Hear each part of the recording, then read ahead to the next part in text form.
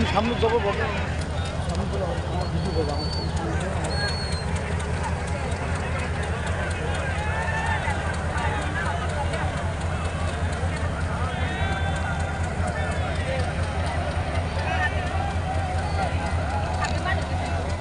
প্রিয় দেশবাসী,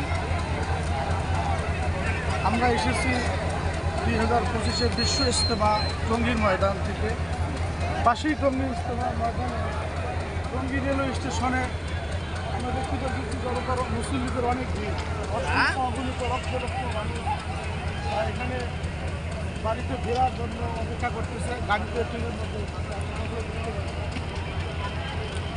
আমরা আল্লাহ তাআলার কাছে এটাই আর্জি পেশ করি, আল্লাহ তাআলা যেন আমাদের এই বাংলাদেশকে ইসলামী রাষ্ট্র হিসেবে কবুল করে নেন। আমিন।